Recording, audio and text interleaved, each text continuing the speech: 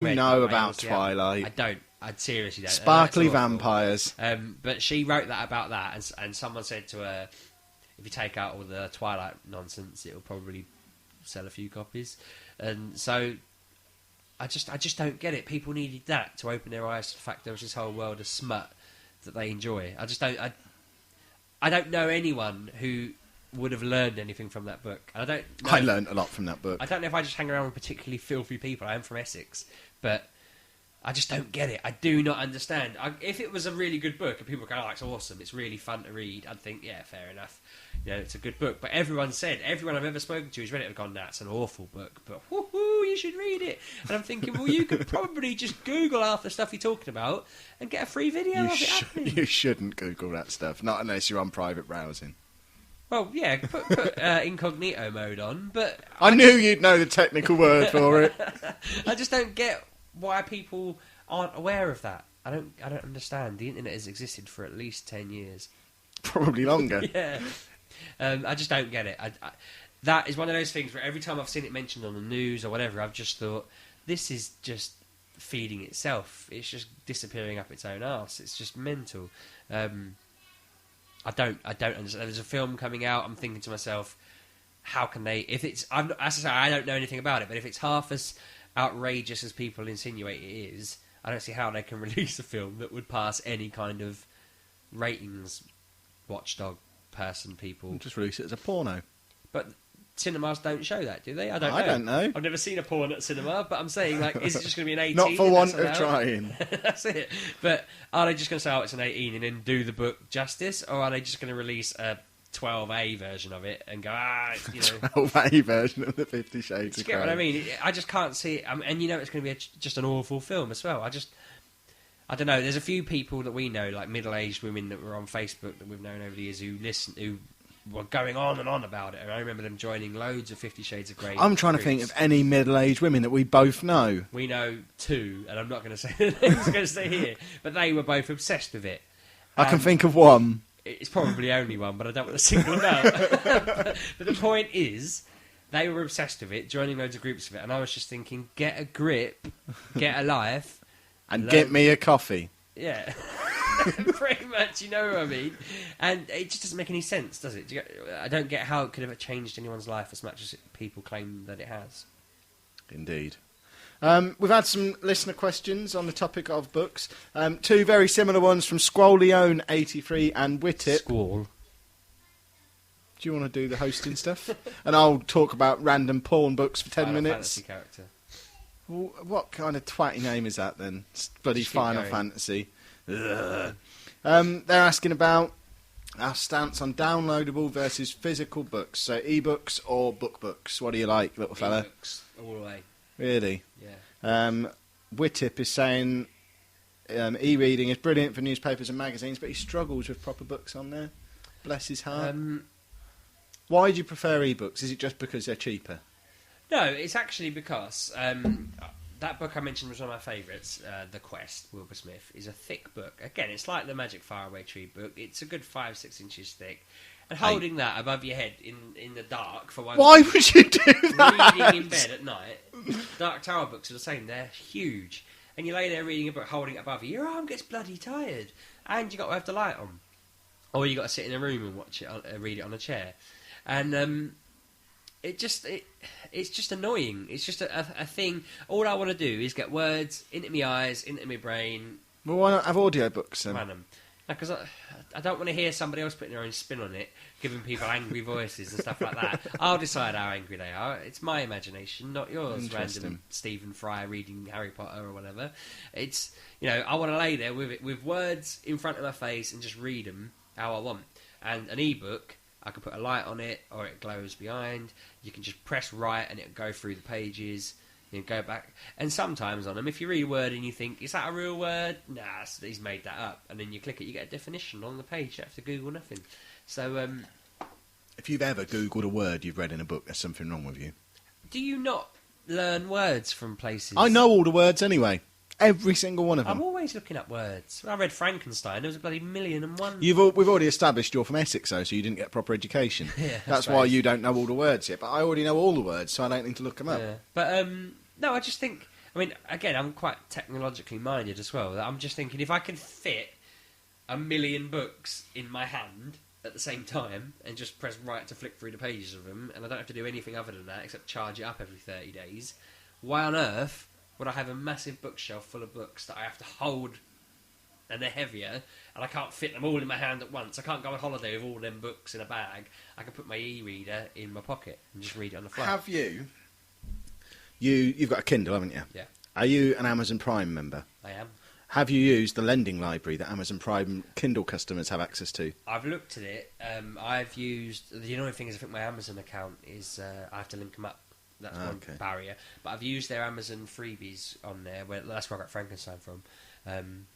But yeah, they have a lending library. So if you're a Prime customer and have a Kindle, this is why I'm looking into replacing my iPad with a Kindle Fire. Because you can borrow one book at a time. And I don't know if that's borrowing everything from their collection. Because if it is, I'll never buy a book again. No, it's not everything. It's just... I looked at it, it's about 250,000 books. But Harry Potter's in there and things like that, which... I kind of guess they only put that in there because they've made billions out of it already. But, you know, it's in there. And, 250,000 books is all right, though, isn't it? You're not going to get bored there. If you can't find anything there, you're being fussy, surely. Do you find when you're reading a book in bed at night that you just fall asleep and your Kindle hits you in the face? No. When I'm because I only ever read on my iPad, and it is usually comics because I'm a child. But when I'm sat there in bed reading, the amount of times I just smack myself in the face with my iPad as I'm falling asleep while I'm reading. Reading makes me so sleepy, no matter what time of day it is. If I sit down in a comfortable chair or lie down on the bed and start reading, I know I'm getting 20 minutes max before I fall asleep and hit myself in the face with a book or an iPad, which is heavier than a book because I only used to read thin little comics. So they don't hurt when they hit you in your face. You get smacked in the face with an iPad, you feel that. I don't know why it makes me sleep. I need some kind of coffee drip to go with it. I suppose that's the point, though, isn't it? You're supposed to be reading it to get off to sleep. I find it really frustrating when I'm only, 50, 60 pages from the end of a book, and I start reading thinking, I'll probably have a couple of nights in this, and then you get 20 in and you think, that 20 was quite quick, I could probably do this, and then you're just there 3 in the morning thinking, I've got work for 3.5 hours, I really need to go to bed, which is what I did with all the Game of Thrones books. I bloody got to the last chapter, which leads me to a last point about e-books that I like, is you get a percent. So if you know you're 98% of the way through a book, you can have a rough guess at that with a real book. That from a thing, but it's a handy little thing in the corner, so you can just be going along. You think, I'm not too far. It's how I knew that certain books were a certain length. What are you saying? There's side books to Game of Thrones called Dunk and Egg, and every page was a percent. So obviously it was quite clear that it was a 100-page book. So I always knew. I know I'm really close to the end because I've only got 10 pages to go because I'm 90% of the way or whatever. Whereas the downside is you don't know how many pages are in your ebook, do you? But do you need to know, really? In fact, I'll tell you when you need to know. I mean, it's just happened because we've just both written dissertations. When you have to reference a book and you've got it as an ebook, because all the reading list basically I got and put it on my iPad. When you've got to reference a page in a book and you're looking at it on Kindle, you don't know what page it's on. Do you not just put 1 to however many pages are in it and let them find it? That's what I often do. Well, that's cheating, I think. Or I make it up. I'll just put 50 to 57. If they ever came back to me and went, I looked at page 50 and it wasn't there, so I scrolled through to page 57 and found nothing, I'd say, I must have made a mistake, sorry, and then figure it out then. Is anyone actually checking these references? I assume so. I assume not. I assume that every essay I've ever written, not one person has ever gone and actually looked at the references. I assume every essay I've ever written has never even been read by anyone. Well, yeah. I think they just weigh them. Probably. But if they do, I reckon they'd read Look them at the through, file size. and they'll say, well, he can't say, actually, he's referenced it down there, that'll do. Obviously, it was absolutely outlandish, and I was saying that, I don't know, all students were Mexican, but pretending to be British, then they might look that up if I said that someone had said that. We've got another question. Lee McElwain of Twitter. Never heard of him. No, I haven't either.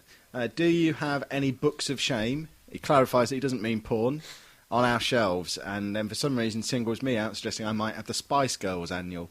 So, books of shame. Anything you've got that you wish you didn't have? I borrowed a book off my dad called Who Built the Moon.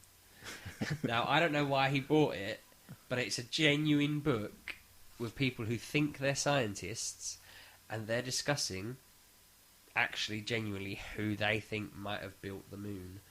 And their reasoning for wondering this is because the moon is apparently exactly 400 times closer to the Earth than the Sun, and 400 times smaller than the Sun, and all this other weird maths that is spot on, and the fact that it covers the Sun exactly on an eclipse, and blah blah blah, blah and that it's so integral to our way of life, and being without it we'd all be in pandemonium, and blah blah blah. And so he got it right, because he must have read it and thought, oh.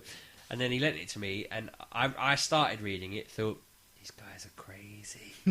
And then I've just put it on this shelf, and it's been there for ages. And I keep thinking I should finish it to see whether it is just a joke or whether they've got some logic. But my dad had a weird book along those lines, which was about proving that God was actually aliens, and it's got all sorts of pictures of cave paintings, where it's got cave paintings of people that look like they've got space helmets and stuff on. He's got a weird book like that knocking around. Were both our dads in cults? Possibly. Were they in the same cult? Possibly, because I think I've read a book similar to that, possibly at school, though. I went to a Catholic school, oddly, though, so I don't know why I'd have allowed a book like that to get through. But I remember a book with, showing pictures of... Because I had, Hindu people have got pictures on caves from thousands of years ago that show people sitting on these weird spaceship-like things that they said were like magic carpets, but they weren't. They were flying saucers, and they were all having fire battles in the sky. So you never know. These people could... So the Earth was started by Star Wars. And they built the moon, which is a Death Star. Exactly. Apparently, one of their logical things for saying it was built as well was apparently when they landed on the moon, it made a really loud dong sound that was registered by NASA, and they kept secret, that showed it was hollow completely and made of metal. And I thought, really? You'd think NASA would know. If someone had made it, NASA would know about that before they sent a fella up there. The monkey would have told him about that when he came back. I don't think they went up there and there was someone sat there going, what are you doing? I built this for myself. I meant, get off my land! Before humans, they reckon. Well, they wouldn't have had the technology to do it, little fella. I don't mean cavemen got a load of rock together and catapulted it really high. No, metal. We've established it's metal. I mean, they're theorising that some massive spaceship might have flown across the universe and seen the Earth. And well, why would they cover it in a layer of cheese?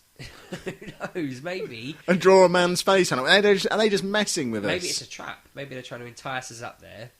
What, a giant mouse trap? Yeah, and then bang, we're thwacked out of existence. Pluto smashes down on our heads and traps us, cuts our tails off. Call me a planet toid or whatever it's called, the small version. Dwarf planet. You're a dwarf planet. But, I saw a book the other day. This gives you a good idea of the level of my reading. This book came with McDonald's Happy Meal, and it was a book about planets. And I noticed that they still have Pluto listed as a planet at McDonald's. So if McDonald's say it's still a planet, it's still a planet in my book. I wonder if they're just starting. Apparently, if you consider Pluto to be a planet, then I can't remember the exact number, but it's a higher number. It's 30 odd.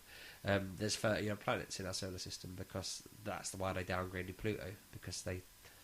Well, who put that in the first place then? Which smart ass put that in and said, here, this is a planet, I've discovered this one. Was it Pluto off of Disney? No, Did he discover it? Paul Luto, who saw it floating around in space, thought, I'm having that, I'm putting my name on there. Just like Yuri Uranus. I need some kind of noise to play when you do gags like that. You don't need to, the silence says it all. Yeah. But when you went to school, did you have reading colour things where you went up a colour every time you read a certain amount of books and things like that? Might have done. Colourblind, didn't I? Who knows? No, because mine, you had to read 4 books at a level, and then you could go up a level, which was a really weird system. We just got to read whatever we wanted. Well, I got to a point in year 5 when it said to me, do you know what, you're at dark blue now. Read what you like, you'll be fine. And I remember just for the next year and a half taking home the same book about ghosts that just had pictures of ghosts in it.